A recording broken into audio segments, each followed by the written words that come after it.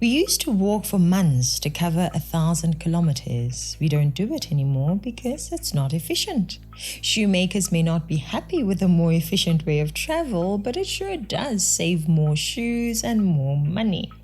Chariots came and went. One day, animal-drawn carts will cease to exist, just as cars may cease to exist when and if flying cars become a thing. We used to say, why walk when you can drive or catch a bus to Durban or Johannesburg? Now we ask, why drive when you could fly there? Only problem is some of us don't own the planes and helicopters, but a time is coming when all that could change. And that is the logic of capitalism.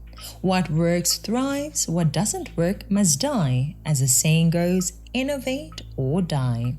Welcome to Citizen Concern, where we remind you to beware of the comrades. I'm Katla Romwachi. Please subscribe and follow, like and comment, share and repost. Hashtag smart voters, hashtag Citizen Concerned. Western civilization is important for us to understand and emulate because it's efficient. Western civilization adopted many things from other civilizations because of the usefulness of those things. Why try to rediscover the wheel if the Sumerians did it more than 4,000 years ago? Let's talk about the clocks, aka the watch. The 24-hour day is credited to the Egyptians. They are either the first or among the first to divide the day into 12 hours of day and 12 hours of night. That was a discovery from Egypt 4,000 years ago. Contributions to that discovery were made by the Greeks, the medieval Muslims, the Italians, the English, and the Americans. Various people learned from each other, improved on each other's ideas and errors, and today all of us enjoy the privilege of reading accurate time on our clocks and our watches. But Egypt, where the 24-hour day was worked out, does not manufacture a watch. Egyptians cannot claim to own that technology now. It belongs to all of us.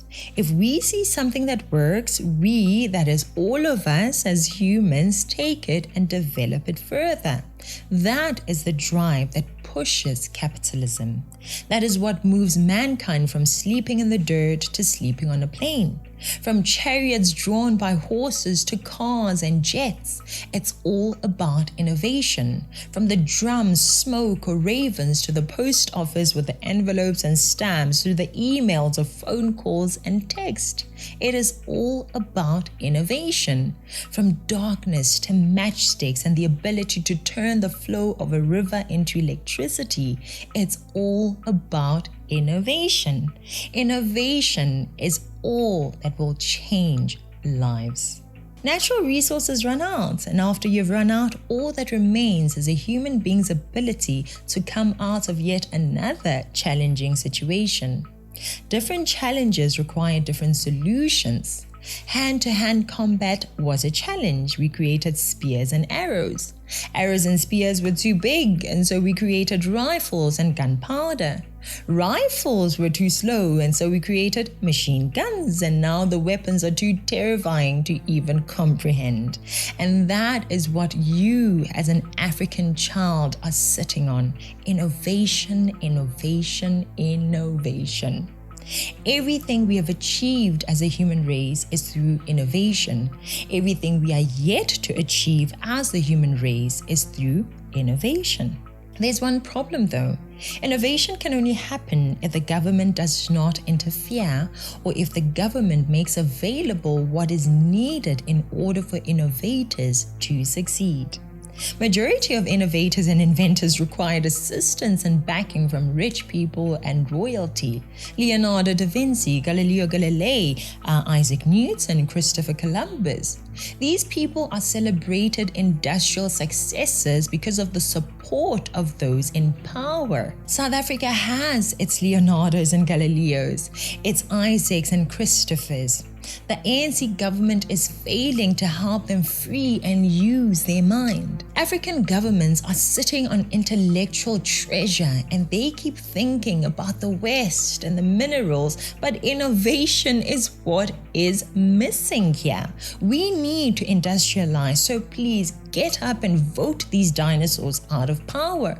Comrades are too dull to even realize that we are being left behind. American presidents drive American Cadillacs. British prime ministers drive British Jaguars and Range Rovers. The Chinese president is driven around in a Chinese-made Hongqiu. The Russian president is driven in the Russian-made Senat. German presidents are driven around in one of the many German cars. Japanese prime ministers are driven in the Japanese-made Toyota. South Korean presidents are driven around in a South Korean-made Genesis. South African presidents are driven around in German BMWs and Mercedeses. From President Cyril Ramaphosa to former presidents Jacob Zuma and Thabo Mbeki. Zimbabwean presidents, well, they seem to also like Mercedes there. Nigeria is home to the Innoson cars manufactured right there in Nigeria. But the presidents in Nigeria are driven around in S-Class Mercedes-Benz. The same goes for most, if not all, African presidents.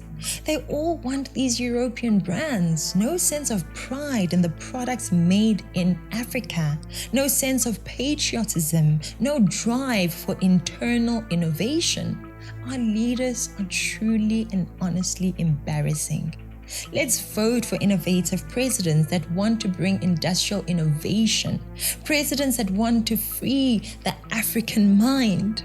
Skills, proper education, and innovation is what we, our brothers and sisters, our children and neighbors need. We don't want SASSA grants, we don't want t-shirts, we don't want slogans, we don't want none of that. We want industries, we want jobs, we want empires, and yes, it is possible. Don't allow the current status of South Africa to limit your mind. Think beyond the here and now. Think innovatively. We don't only want to be known for digging gold and digging diamonds and then giving it all to other countries to use innovatively. We want to be known for creating softwares, machineries, cars, and instruments of technological advancement. Let's borrow knowledge, technology, and skills from wherever it works best. Just like the clock borrowed from ancient Egypt, just like the Arabic numerals borrowed from the Arabs. Whatever works, bring that Western, Eastern, Northern civilization here.